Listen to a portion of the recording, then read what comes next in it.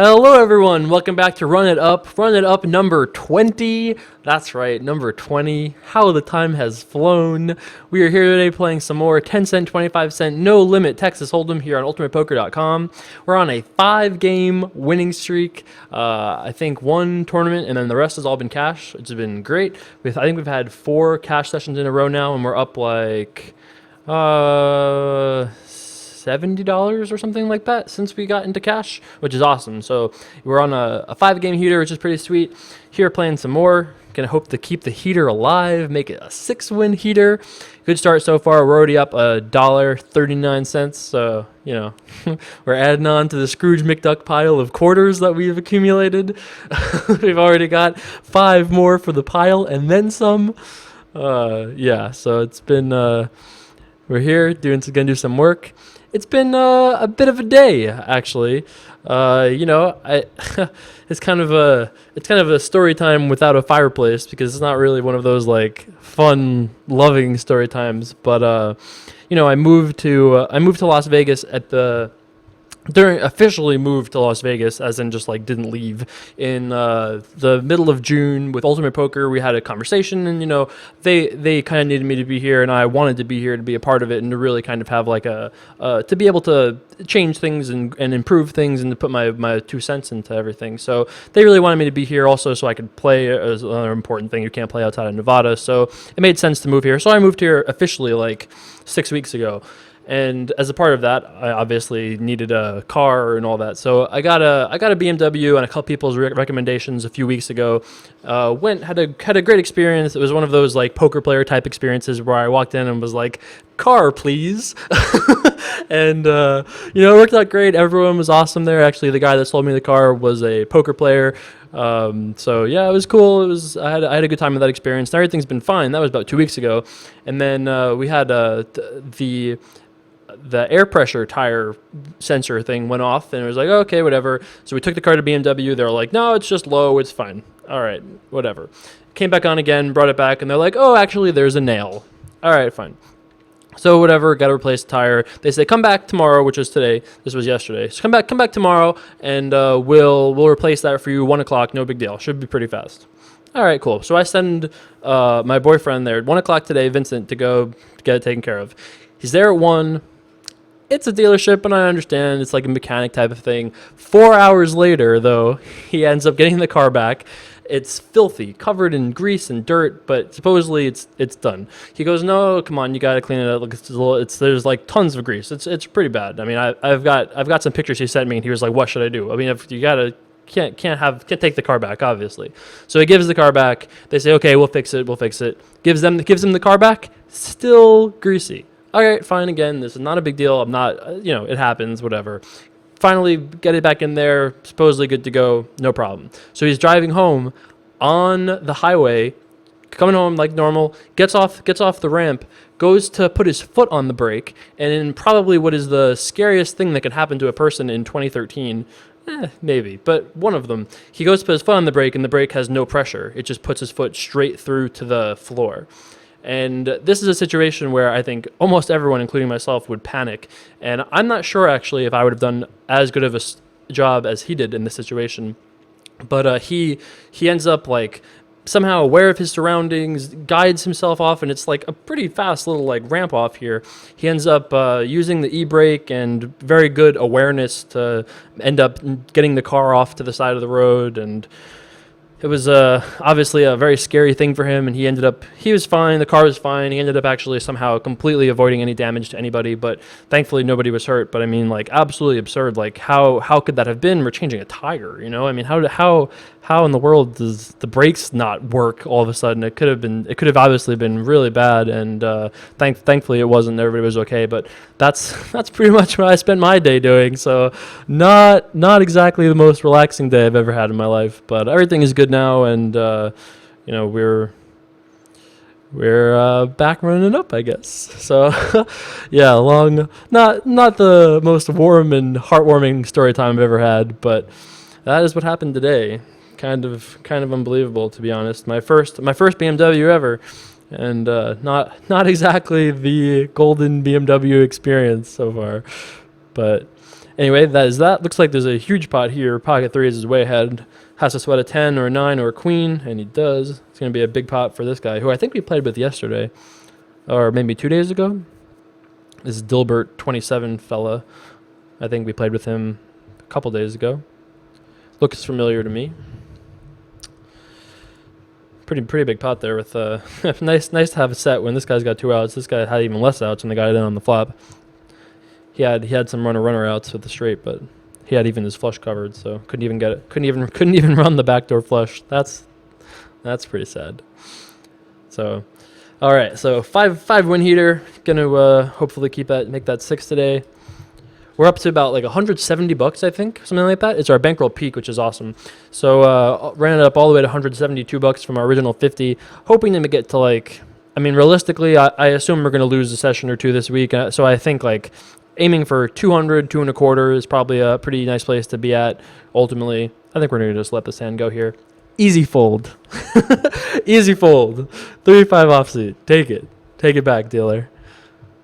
You know, that's one thing. Why we should incorporate like a team. We need a team run it up dealer. That's what we should do. I think we need a team run it up dealer on the table, because I think I say dealer more than almost anything else. You know, I'm always talking to dealer. Who is a dealer? The dealer probably. You know, we need to get like something as a dealer. You know, that'll be the next step in the run it up evolution. We'll have a fireplace. We'll have a dealer. It'll be like, you know, Long Island Larry. That's he'll just be hanging out, dealing cards. We'll be relaxing. It'll be so much fun. You know, who needs run it up? We'll just relax it up, even better. So, also that came out today, in addition to all this crazy, wild, not so fun things, I did a video during UFC 162 for Ultimate Poker with the UFC. We gave away a Harley Davidson. It was really cool. We did like a week-long promotion where people had to come around to different places to get passes, and then we did a drawing at the weigh-ins, and then we had a winner at we had someone walk away with a Harley Davidson at the Fan Expo. And I did a video behind the scenes of all that, kind of walked through all that kind of stuff. So I posted that on my channel. I like retweeted it on my channel, which I didn't know I could do, but I did. It's also on the rail on Ultimate Poker, and you can just search for Ultimate Poker's YouTube channel. But I'm just going to actually link it right here now. That's right. So, yeah, you'll just get to click that right there and check that out. It's one of my, it's not like the most like absolutely exciting video or anything like that, but for me, it's just like it represents a milestone or like an achievement that I never really thought I would actually get, you know? I mean, who would have ever, I never really dreamed of being, you know, involved in the UFC in any kind of official capacity. And for me to be able to like host one of these cool, like Harley Davidson giveaway promotions during one of the biggest fight weeks of the year was like so cool. I mean, how it doesn't get any better than that for a poker and UFC fan than to be with Ultimate Poker. So very, very appreciative of that. It looks like Tommy V, I believe he just called pre-flop out of the big blind and then check called this flop. I think we could argue betting twice here. I'm not sure if he's the type of player that will fold like 5-4 to us here on the turn, or like maybe even slightly better. I think I'm actually going to just check back. I don't think we're going to have too much success betting this turn. I just don't think he's going to fold enough pairs for us to profitably bet twice. You know, we're going to bet twice a decent amount, but, you know, on like any face card, I probably would have bet. Obviously, a 10 is good, but I think I just give up on this particular exact turn and river. You got it, bud. You got it, Tommy V, mystery man, no avatar. It's all yours. All right, 6-10 offsuit here in the big blind. Probably gonna end up folding to a raise from the button or under the gun. Not folding to raises unless it's like $1. If he raises me a Big Mac, I'll let it go. But besides that. Not that I eat fast food or anything, but that's how I think. What can I say? When I first started playing poker, I tried my best not to think of everything in terms of like financial equivalence. You know, oh, I just lost a 1999 Honda Civic. Like maybe not that exactly, but you know, it's hard to like completely get that out of your mind when you're first starting. When you're like, all right, so I just won a 10K flip at 25.50, and oh, I guess that's not first starting quote unquote. But you know, in the first year of my life, I was there within a first year of my poker life, and that was pretty wild. Hard to ignore. Gonna call here. I mean, we just got too good of a price, in my opinion, to fold. Pretty poor flop for us. Not really too much here. He has insta check on though, which is really weird, and he might have actually induced us to bet just because he checks so fast. I mean, it's possible. It's possible that we're giving away $1 here, but not necessarily, because a club or a heart might come off, and maybe we bluff on those. Heart, but a 3. I think because of the board parity, he's so unlikely to fold if he has a hand like queens or kings. I think it's possible that we could bluff him with like a big bet here, but I think I'm gonna just give up. If the river was a club, I might have bet. If the river was like a 10 of hearts, or like maybe not a 10 of hearts, but like he has instant check on again, which is sad. But you know, would he have folded pocket eights to this? Yeah, probably he would have folded, but I wasn't really so convinced he was that weak, and you know. I think it's all right for us to give up on that river. And if he didn't have instant check on the flop, you know, maybe that induced us to bet a little bit on the turn, but it can't be too bad. Also, against his actual hand, we're actually just flipping, so it's not really a disaster. Even in equity, we're not doing too badly. Gonna raise here to a $1 with king 9 of spades on the button. Don't see why not. Think we, we'll just show our profit here in position, just kind of hammering our opponent a little bit. If he re-raises, we just fold. I don't think there's anything else we can do unless it's like 175 or like 250. We'll just let it go. He ends up calling though, which is fine by me. 10-5 deuce flop is pretty much what you're hoping for in this situation if you're not, you know, being greedy and hoping for like, oh, let's flop a straight flush. Yeah, you know, I mean, secondary to that, this is the next best thing. So he bets out a quarter here. I think I'm going to end up just calling. I mean, we do have king high, which is not a bad hand. I don't mind raising, but I'm kind of afraid of what raising does, and it puts us in weird situations. I think calling is just fine. You know, we have king high, which is fine. That's a fine hand. It could be ahead. We beat a lot of straight draws, flush draws, stuff like that, and only bet a quarter. I'm not sure raising accomplishes a ton. Bets a quarter again. We could argue raising here at this point. I don't think this can't be bad to raise at this point. And I think I'm gonna make it 2 just to try to get him to fold like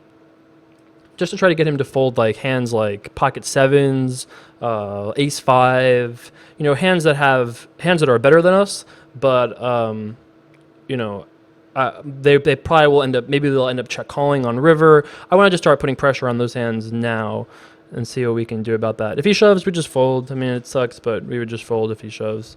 Calling is interesting.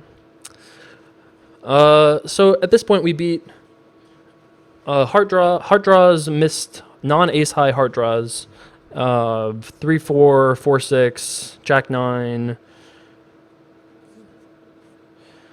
Interesting. So he min bets, calls, and then bets. At like the super high limits, I think, or not even the high limits, against certain players, you actually can just shove here, and they'll just usually be like, oh, I guess he has aces or kings, but we don't really rep aces or kings very well in this situation. I'm going to end up calling because I think our price is good enough to do it, but I'm not loving this. This is very, very thin. King 5. So this is the kind of hand that I was hoping he would fold on the turn, but then obviously when he improves on the river, then he's just, you know, happily betting, and that's just that. I think... Let's see. Is there anything else we could have done in that hand? I mean, we raised pre, which is great. We were a huge favorite pre-flop. We got $1 in there, which is nice. And then the flop we just called, which is, again, the correct play given the price we're having, the price he's offering us. Yeah, I mean, obviously, against his range, maybe it's less good, but I think it's all right. And then the turn raise, I think, is fine. Put some pressure on him there. And then the river decision might actually be closest, but we do beat so many hands that he would play this way that are just like random wonky hearts or 3-4 or something like that. So... I think we win that often enough, but it's very close. And against some players, it's bad. We don't really have a lot of information, so there's definitely arguments to be made for this thing I'm doing here. But you know, I think it's fine. One of the things that I meant to talk about in an earlier video that I haven't done is that if you watch these videos primarily to get better at poker, in my opinion, one of the key ways to practice training elements, even though these aren't like training videos, and I really don't talk too much like heavy or even like intermediate strategy, just because it's fairly boring for the most part. But I think one of the key ways to get better watching these videos is to pause the video after when we're at certain key parts in the hand, and ask yourself what you would do in that spot instead. So like in that spot with King 9, when he bets 25 cents, like if you want to get better, before I say anything, you should pause it, think through yourself what your reasons are, and then hit play and hear what I said if I said anything. So, I don't always address every single decision like this, for instance. That's a good turn card for us as well. But at the high limits, I would think he would bet this turn a very high amount of the time, unless he had like, Jack 10 or pocket 9, something like that. But at this limit, I'm not really sure what he'll do. I would assume he bets more often than he checks. All right, so we're going to raise it up here. Probably going to make it like $6, somewhere in that range. What would you make it? You should pause the video and think about it. You should have paused the video before I said this, actually, if you were doing this. So I'm going to just make it like $6.50, and we're obviously not folding. We're just committing ourselves. We're basically shoving. I mean, we could have just shoved, to be honest, because it's effectively the same thing anyway, because he only has $10 behind. So whatever we raise to is effectively all in anyway. It's not really much of a difference, except for how it looks or how he interprets it. So obviously not planning on folding regardless of any action, but he folds, so we take that down. So we're stuck like $6 for now. No big deal. We'll get it back. Don't worry. We got pocket queens, We have pocket queens. We're just doing it. We're in the small blind. I didn't even see any of this. Don't cage me, bro. Sorry, I think I had the best hand there, though. I don't think I caged you too badly. Against some players, I would limp. Obviously, I do a very... My small blind game incorporates a lot of limps, but against this player who seems like he's a little bit more straightforward, conservative, I think raising is fine. We're going to do a lot of poker theory talk, I guess, because this is what I just feel like talking about. So one of the things that I think is important with hands in any real situation is that I think you have to be aware that there should almost never be an absolute default. Like you should almost never be saying, oh, I always do this. Like if you really, really, really want to be the best player in the world or the best player you can be, you should almost always just tailor every decision you make based on the opponents, the exact bet sizing, the timing, the history, the dynamic. You should always be like tweaking things to be like perfect to your best estimation at the time. So like in this spot, for example, where I called with 6-7 offsuit pre, like I just limped behind here. I think that you could argue this to be a raise, you argue this to be a fold. Like there's lots of different like options here in terms of what you want to raise it to. All of it depend on who this player is, who's been winning, who's been losing, what's going on with this. Like I think the real best players in the world, and I actually think this is something that Phil Ivey does very, very well. They're very, very good at exploiting situations and just playing their hands slightly different, given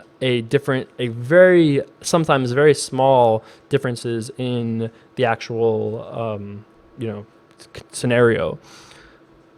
A7, I would have assumed A7 wasn't the best hand given that action, but weirder things have happened, and it looks like in this case it was not. Gonna fold deuce 7 suited here under the gun.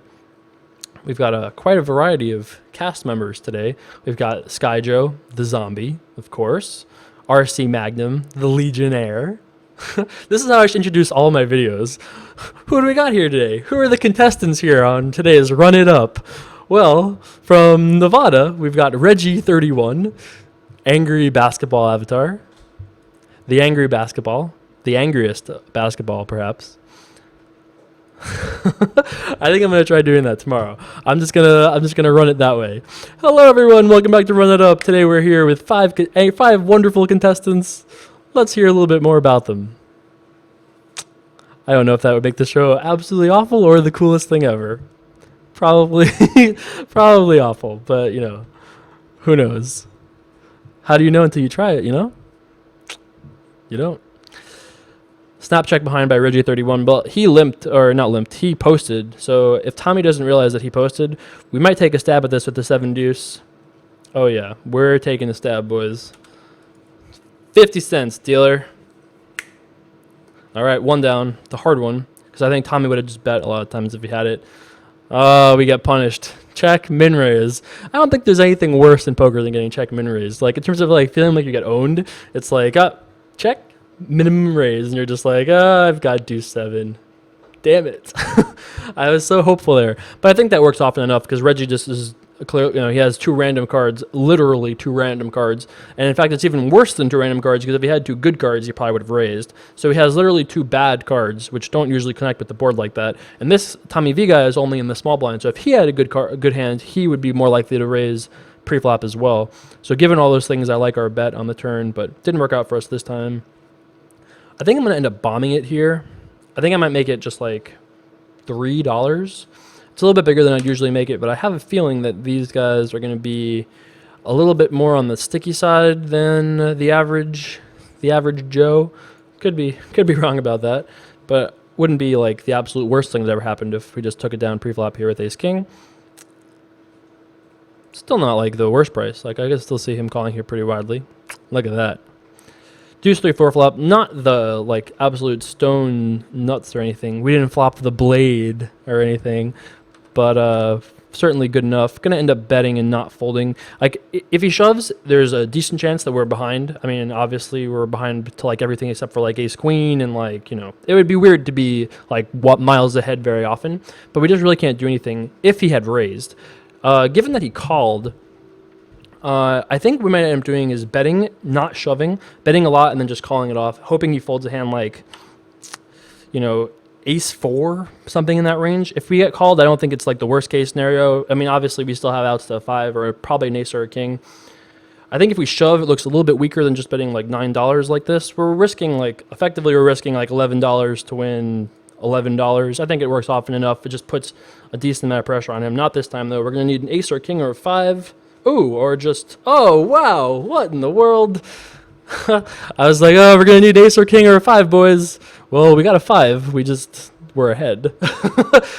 We just needed not a 5. All right. Well, that was unfortunate. That would have been a fairly big pot we could have got shipped. Not this time, though. It's all right. We were due for some negative variance because we've been winning quite a bit. Just a mere bump in the road, though. Ain't no thing. If only we had Run It Up Long Island Larry, official dealer of Run It Up, at the table. Maybe he would have saved us from that brutal river. That's what I gotta do for next time. I gotta find us a Long Island Larry. I just feel like that's what we need in our life to complete the Run It Up experience. Maybe not. Maybe we need it. All right, so that was an interesting hand of poker there. Ace king, best hand. Who would have thought?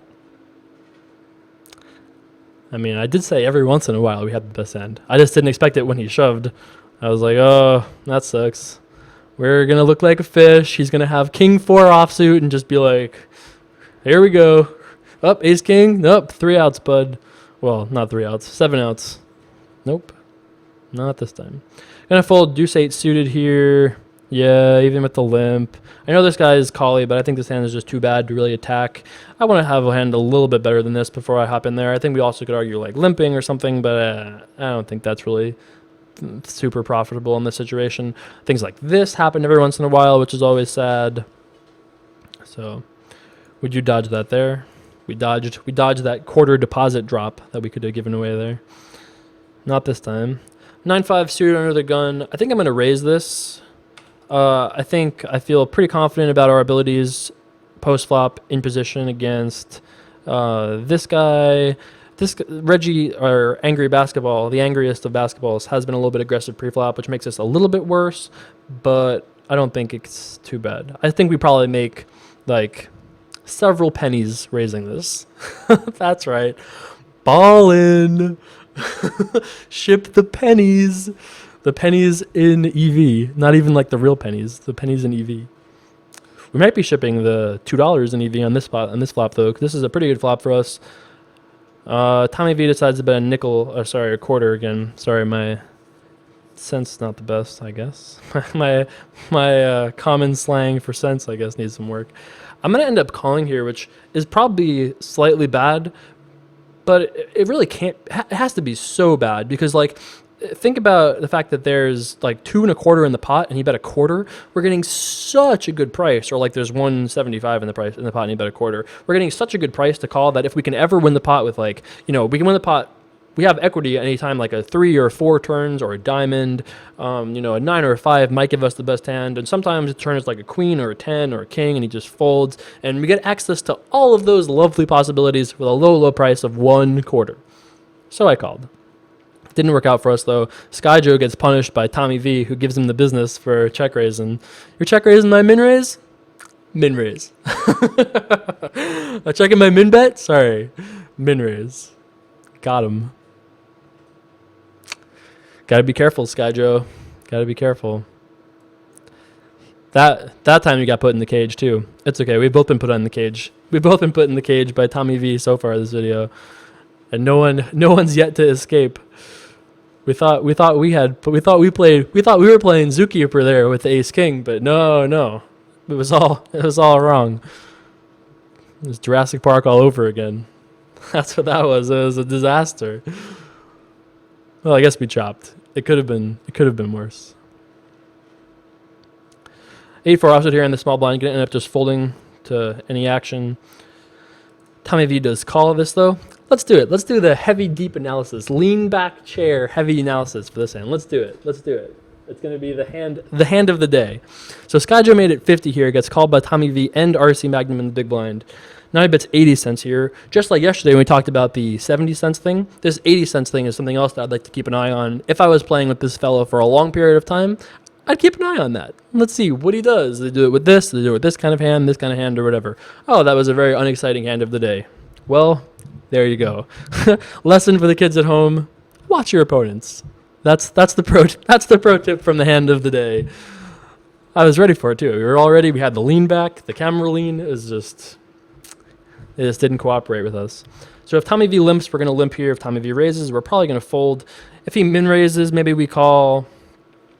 Against the limp, I think I'm going to raise this. You know what? I'm going to just call. I think raising is fine as well, but I think we can mix in calls, and that's all right as well. I mean, raising does good things for us, but limping isn't necessarily worse. I think they're probably similar in EV. If you actually like break down the entire, no one can actually break it down every single possible circumstance that arises from limping versus raising. But I think they're very close if you could do that. So we flop a 10 here. RC Magnum decides to give us the limp or the min bet, and then Tommy V calls, which, as we've seen, doesn't necessarily mean he has a lot. So we're raising here with the 10. If he ran it like a really big re-raise here, we would just fold. Calling is cool though, because I feel pretty good about our hand. I'm planning on betting again if he checks to us. If he bets into us with his little quarter thing, I might just call and then see a river and then make a decision from there. But I think raising is fine if he bets a quarter too. I think we can make it like $1.50, and I feel pretty good about that. When he did this last time, he had king 5. It was like queen 10, 5, 4, right? So we have this a 5. So I think we could bet here for value, to be honest. I think the other thing is that, so I think making this raise now gets him to pay us another street if he has a worse hand than us. If he has a better hand than us, we're going to probably give him $2 anyway, because if he bets like, a lot on the river, then we're probably just going to call regardless. And last time when he got there, he did blast it on the river as well. So this is obviously a weird re-raise, but I'm not going to be able to fold given the price, and given that this guy is not necessarily like 100% going to have it here. I mean, I'm certainly concerned, but I'm not concerned enough to fold given the price. If he shipped it on this river, maybe now I fold. We do beat 6-5, which is possible.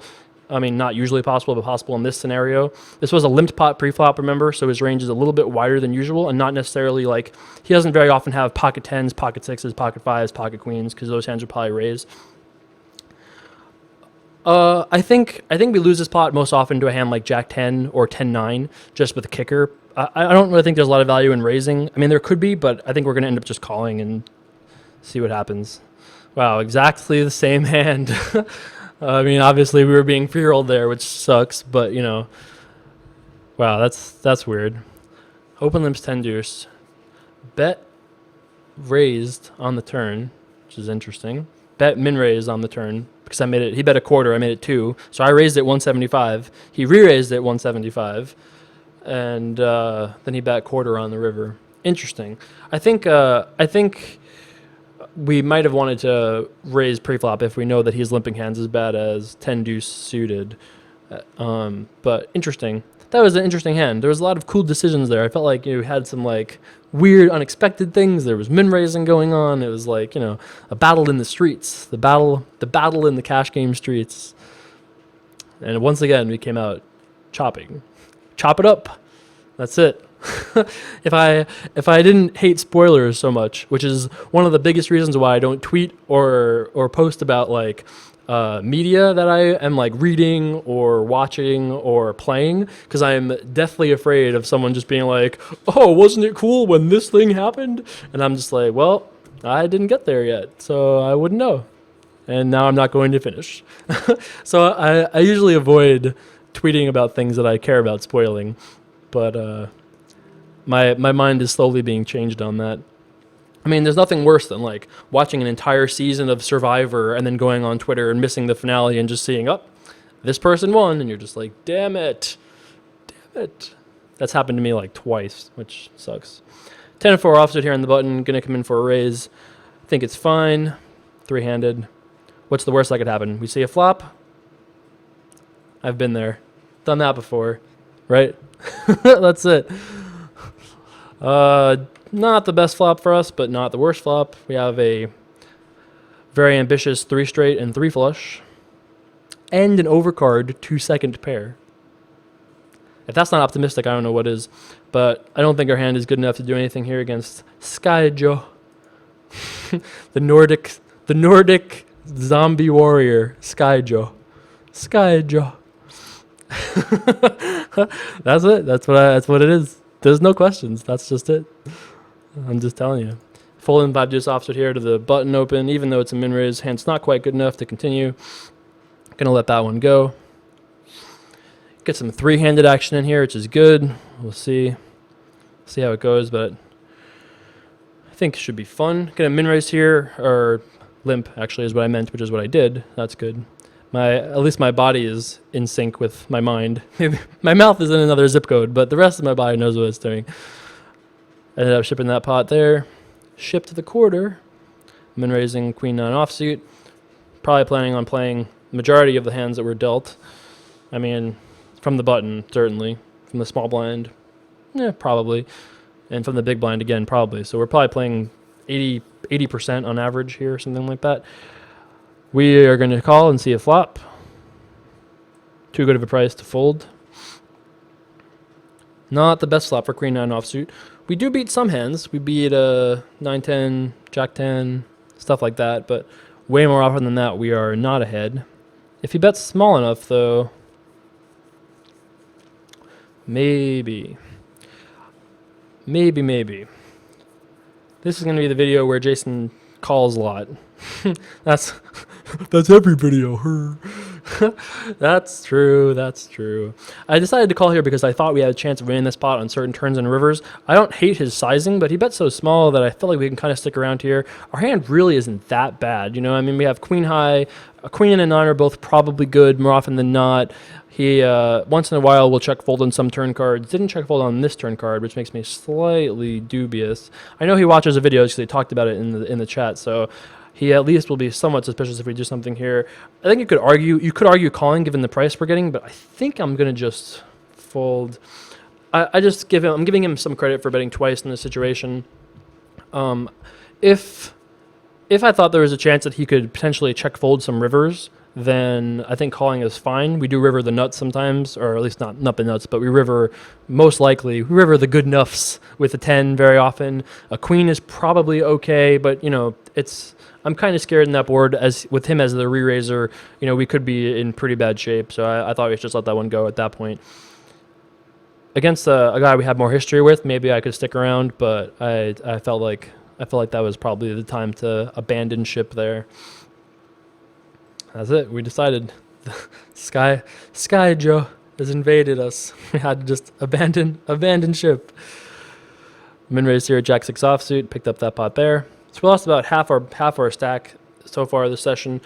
Not like an unreasonable result by any means. You know, certainly it's not like a crazy thing to lose 50 big blinds in a poker game. 50 big blinds in a poker game. Yes, that has happened to me. It could happen to you. That's it. I'm gonna post a PSA, a public service announcement about. That's it. It could happen. It could happen to you. You too could lose 50 big blinds in a cash game. You also could turn a queen high flush if you play a cash game. I think this player has been a little bit tight, so I'm not really sure he'll call twice with worse, but hopefully he'll call once with worse because I would like to wager that we have the best hand. Dealer, I'd like to bet $1.25 that I have the best hand, please. Looks like we were right about that, but didn't get his $1.25. Heads up here with the legendary Sky Joe. Sky Joe. I'm not even sure what that is. That is I'm not even sure what that could be that I've done to that. But hey, there you go. All right, decent flop for Jack 6.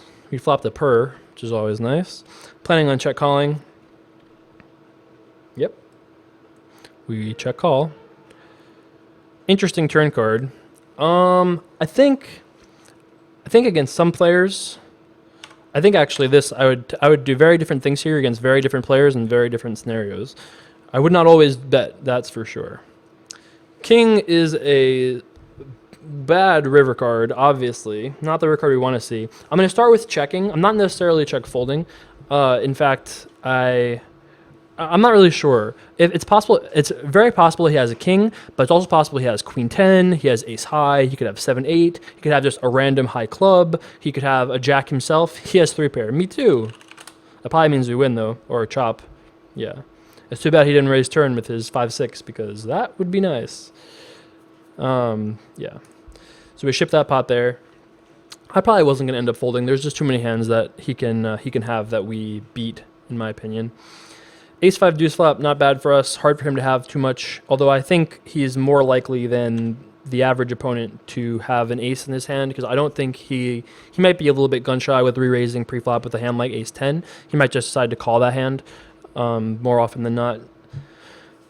So I think I'm going to end up checking back here. Our hand is fairly poor. I don't really think that... I think he has 4s more often than us. Not that he's putting pressure on us necessarily, but... I'm going to give him some credit here for having it more often than not. There's some argument to be had for betting like $1 here, maybe get him to fold a hand like 5 jack suited, but I'm not even necessarily sure that hand will fold, if not often enough, I don't think. So I think I'm going to end up just checking. It sucks if he has like jack 6 of hearts or something like that, but I don't think he's folding a pair. So maybe we should bet like 50 cents just to get him to fold like slightly better hearts. But I'm okay with that play. Can't win them all, right, folks? That's right. If only we had, if only we had Long Island Larry the dealer. He could just be like, give him those little nuggets of wisdom. You know, can't win them all. Thanks, Larry. God, we have to do this. This is it. This idea is happening. Run it up, number 21, the one with Long Island Larry. Coming soon to a YouTube near you. That's it. Don't miss it. 6-9 offsuit. I'm going to call this here. We have a hand that is worth a quarter, in my opinion. Interesting flop. Kind of connected. I'm going to try to test him out here with the check raise. I don't think that he necessarily has... I don't think that... Well, the truth of it is I think this works often enough. He just doesn't connect with it, and I think he'll react to this fairly tightly the first time we do it. I know we don't have very much, and if he calls, we're just done with it. We're just going to probably give up unless we turn like exactly a 10. Ace is an interesting turn card, and I actually think that we're going to bet here again, despite me saying we weren't going to bet here again. I think I am going to bet here one more time. I think if he has a hand like Jack 10, Jack 9, Queen 6 suited, something like that, I think the ace might get him to fold. It's possible that it doesn't, which looks like that's what that is the case here. Well, the options are shove or fold. I don't really think he's that strong, to be honest with you. He might be, but I don't think he's that strong. We're only risking 9 to win 10, so it has to work half the time. It doesn't look like it's gonna work this half of the time. Yeah, we got sheriff that time, boys. All right, didn't work out for us. We're gonna just reload, play for a little more. We got given the business that time. Sometimes you're the one given the business, and sometimes you're the one getting the business. And in that case, didn't work out for us that time. What did we reload for? $24. Sorry, let's make sure we don't forget that because I'm gonna mess that up. I'm pretty confident. So yeah, it didn't work out, but I think the math of it works out often enough that, because if you really think about like break down what we have, I mean, we haven't really check raised bluff like that, even in all of our videos. So even knowing he's watched all our videos before, I still think that bluff is okay. Didn't work out at that time, but I don't really hate it. It only has to work. It has to work so rarely that I think it's all right. In this hand here, I think we raised pre-flop and he bet out 50 cents, which is a little strange. We ended up just calling. I thought the kinds of hands he bets out with are going to be kinds of hands that want to bet 3-bet potentially. So I ended up just calling. I'm in for $24. I should write that down somewhere because I'm going to mess that up. So I bet this turn card for value. Scary river card. We lose to 7-8, 5-8, pocket eights. I think I'm going to end up just checking back here. I mean, it's possible that we would get value from like a ace-7 type hand, but probably not often enough. I think we're behind. Wow, another chop. This is a bizarre episode. Very rare for this type of thing to happen. Interesting lead by him also. If we were going to be playing this for a while, we definitely want to keep track of things like that. I'm going to call here a 10-5 offsuit. Another chopped pot here. Chop it up. That's it. Like I said before, if only we could run spoilers in the title of the episode, that would be definitely the episode name. But I don't believe in spoilers, as we've said. I guess we just fold here. We asked a question, got an answer. Boy, we're getting slapped around here a little bit, huh? We lost the 6-9 hand is obviously something that I'm imagining there's going to be some debate on. But if you look at the math of it and the kinds of hands he shows up with, he folds 10-9, which he probably could have in that spot. He might fold a hand. He might fold any jack, which he could have up to that point. I think he might be able to fold a queen in that spot. I don't think he's ever folding king queen. Like if he turned over king queen, I wouldn't bluff. If he turned over his king queen, I would not have bluffed. I would have given up, given his actual hand. But that doesn't really mean anything because I think his hand range there is far wider than just king queen. So we had a shot to run it up today. We got it in good for a lot, but we ran it down. We're down $24 and change, something like that, because we're in for 25, so we're down like 24.50 right now. Not really a crazy swing by any means, but I think I'm going to end up wrapping this video because I think this video has been going on for a while. I again didn't run a timer, which is a little fishy of me, but I think what I'm going to do is I'm going to end up wrapping this video and then playing another session immediately after because I want to get even. Let's get even. Run at number 21. We're going to do it. 21 is going to be it. It's going to be the comeback episode. We're going to get back to even. We're going to have Long Island Larry, the dealer. How could we lose? That's it. We're going to have to run it up twice. Twice in a day, boys. Well, twice in a day for me. Hey, maybe I'll post both in one day. Miracles can happen. It would be much later in the day, though, so it's not happening immediately, that's for sure. So we bet twice here. Once again, we might chop this pot. I mean, we might actually lose this pot if he has a 9, which is certainly a possible hand he could have. Oh, brother. Well, I'm a little concerned, but, I mean, I think we chop here very often just because of the fact that he has more aces than 9s. I mean, we bet flop end turn, and we bet pretty big on the turn. So I think unless he had like a 9 with hearts, he's going to fold that in the turn a decent amount of the time. I think we win this fairly unoften, but I think we'll click and see what happens. Yeah, I mean, I thought he would fold hands like that more often more often than not on the turn, but I guess I'm not like shocked to see him show up there with the 9. He played it relatively reasonably. We have to call 4 to win 12 on the river though, and given that his most likely hand is an ace, and once in a while he shows up with like clubs or maybe Jack 10 in some wild universe, and we only really lose to ace 9, queen 9, 9x, or some other like bizarre combination of hands. I think we win that 25% of the time, so I'm okay with that as is. Yeah. Donating the fan club getting the donations.